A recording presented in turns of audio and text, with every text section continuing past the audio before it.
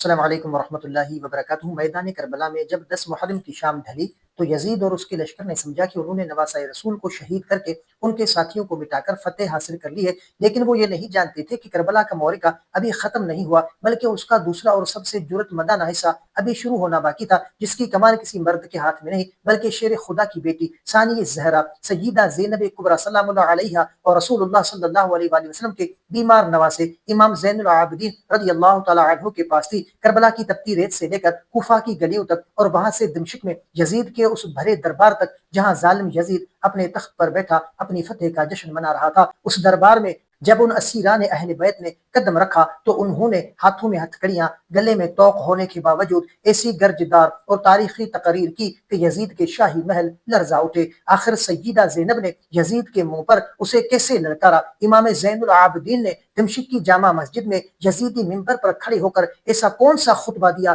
کہ وہاں موجود ہزاروں شامی رونے لگے اور یزید کو اپنی جان بچانے کے لیے آذان کا سہارا لینا پڑا۔ آج کی اس ویڈیو میں ان جرت مندانہ خطبات کے اصل الفاظ مستند حقائق کے سامنے لائیں گے جو آپ کی رونگٹیں کھڑے کر دیں گے، اور آپ کو بتائیں گے کہ اہل بیت نے قید میں رہ کر بھی باطل کا غرور کیسے خاک میں ملایا۔ تو کربلا کی تباہی کے بعد جب اہل بیت کے مستورات کو قیدی بنا کر کوفہ لایا گیا تو وہاں کے بزدل اور غدار لوگ تماشا دیکھنے کے لیے سڑکوں پر جمع تھے، کچھ لوگ رو رہے تھے، کچھ تالیاں بجا رہے تھے۔ اس شور اور غل میں شیر خدا کی بیٹی سیدہ زینب آگے بڑھی اور انہوں نے مجموعے کی طرف دیکھ کر صرف ایک اشارہ کیا، خاموش ہو جاؤ۔ تاریخ لکھتی ہے کہ اس ایک اشارے میں ایسا جلال تھا کہ چوپائیوں کے گلوں میں لٹکی ہوئی گھنٹیاں بھی بجنا بند ہو گئی اور پورے کوفہ میں سانپ سونگ گیا۔ پھر آپ نے خطبہ شروع کیا، اے کوفے کے دھوکے باز غداروں اور مکاروں، تم روتے ہو، تمہارے یہ آنسو کبھی خشک نہ ہو۔ تمہاری مثال اس عورت جیسی ہے جو سوت کاٹنے کے بعد خود ہی اسے ٹکڑے ٹکڑے کر دے۔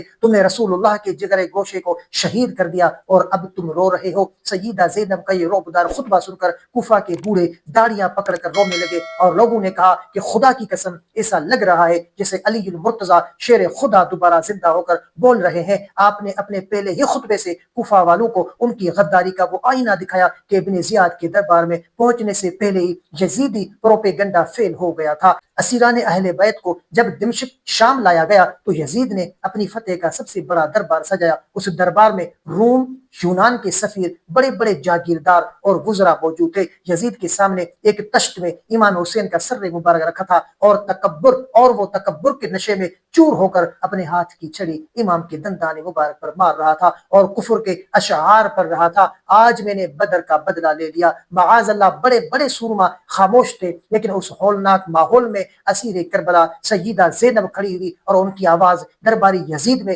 بجلی بن کر کڑکی۔ آپ نے فرمایا، اے یزید، کیا تو یہ سمجھتا ہے کہ تو نے زمین و آسمان کے راستے ہم پر بند کر دیے اور ہمیں قیدی بنا کر درباروں میں پھرایا تو اس سے خدا کی دربار میں ہم ذلیل ہو گئے اور تو مغرور ہو گیا؟ تو نے اپنے اس زعم میں خدا کا یہ فرمان بھلا دیا کہ ہم کافروں کو جو مہلت دیتے ہیں وہ اس کے لیے کہ وہ اپنے گناہ اور بڑھا لیں اور ان کے لیے ذلت کا عذاب ہے۔ پھر سیدہ زینب نے یزید کی آنکھوں میں آنکھیں ڈال کر وہ تاریخی جملہ کہا جو آج بھی حق کی علامت ہے، اے یزید، تو جتنا چاہے مکر لے، اپنی پوری طاقت کا استعمال کر لے اور جتنی چاہے سازشیں کر لے، خدا کی قسم تو نہ تو ہمارے نام کو تاریخ سے مٹا سکتا ہے اور نہ ہی ہمارے مرتبے کو پا سکتا ہے۔ تیری رائے کمزور ہے، تیری حکومت کے دن گنتی کے ہیں، تیرا یہ لشکر ایک دن بکھر جائے گا۔ ایک قیدی خاتون کے منہ سے سچی اور جرت مندانہ للکار سن کر یزید پر ایسا سکتہ طاری ہوا کہ وہ کوئی جواب نہ دے سکا اور دربار میں موجود غیر ملکی سفیر بھی یزید پر ملامت کرنے لگے۔ تو یزید نے اپنی پوزیشن کو بچانے کے لیے شام کی جامع مسجد میں ایک خطیب کو منبر پر کھڑا کیا جس نے بنی امیہ کی جھوٹی تعریفیں کی اور سیدہ علی اور امام حسین کی شان میں گستاخی کی۔ امام زین العابدین جو بیمار تھے اور زنجیروں میں جکڑے ہوئے تھے، انہوں نے یزید کی طرف دیکھا اور فرمایا، او یزید، مجھے اس لکڑی کے تخت منبر پر جانے دے تاکہ میں ایسی بات کہوں جس میں اللہ کی رضا ہو اور سننے والوں کے لیے اجر ہو۔ یزید نے پہلے تو انکار کیا لیکن لوگوں کے اصرار پر اسے اجازت دینی پڑی۔ امام زین العابدین منبر پر تشریف لائے۔ آپ نے پہلے اللہ کی حمد و ثنا بیان کی اور پھر اپنا وہ تعارف کروایا جس نے دمشق کی تاریخ کو بدل دیا۔ آپ نے فرمایا او لوگوں جو مجھے نہیں جانتا وہ سن لے، میں مکہ اور مدینہ کا بیٹا ہوں، میں زمزم و صفا کا بیٹا ہوں، میں اس ذات کا بیٹا ہوں جس نے شب معراج سدرۃ المنتہا کو پار کیا، میں اس حسین کا بیٹا ہوں جسے کربلا میں پیاسا ذبح کیا گیا، میں اس علی المرتضیٰ کا بیٹا ہوں جس نے 2 تلواروں سے جہاد کیا، میں فاطمہ زہرا کا بیٹا ہوں، میں محمد مصطفیٰ کا نواسا ہوں۔ امام زین العابدین کا یہ تعارف سن کر دمشق کی مسجد میں کوہرام مچ گیا، لوگ دانے مار کر رونے لگے۔ شام کے لوگ جنہیں 40 سال سے اہل بیت کے خلاف گمراہ کیا گیا تھا،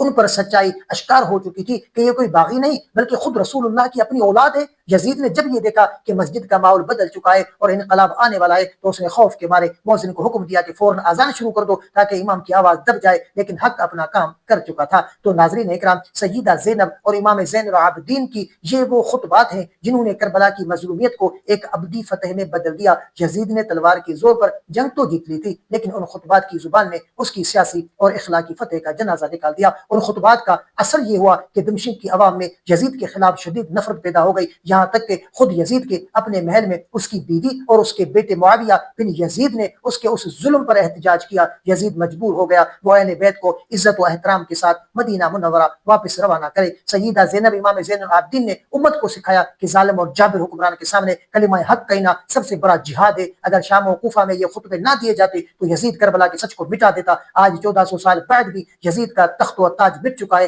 لیکن ثانی زہرا سیدہ زینب اور امام زین العابدین کی جرأت کی گونج دنیا کے ہر کونے میں آج بھی گونج رہی ہے۔ اگر آپ کو خطبات شام پر مبنی یہ مستند اور جرأت مدانہ دستاویزی تاریخ پسند آئی ہو تو ویڈیو کو لائک کریں، شیئر ضرور کریں اور چینل کو سبسکرائب کرنا بالکل بھی نہ بھولیں۔ اگر آپ کا کوئی ایسا سوال ہو جس کا آپ جواب جاننا چاہتے ہیں یا آپ نے کوئی ایسا خواب دیکھا ہو جس کی آپ تعبیر جاننا چاہتے ہیں تو کمنٹ کر سکتے ہیں، انشاءاللہ آپ کو آپ کے سوال کا جواب اور آپ کے خواب کی تعبیر اسلامی تعلیمات کے مطابق آپ کو فراہم کی جائے گی۔ تو ملتے ہیں اگلی ویڈیو میں، تب تک کے لیے اپنا بہت سارا خیال رکھیں اور ہمیں اپنی دعاؤں میں یاد رکھیں۔ السلام علیکم ورحمۃ اللہ وبرکاتہ۔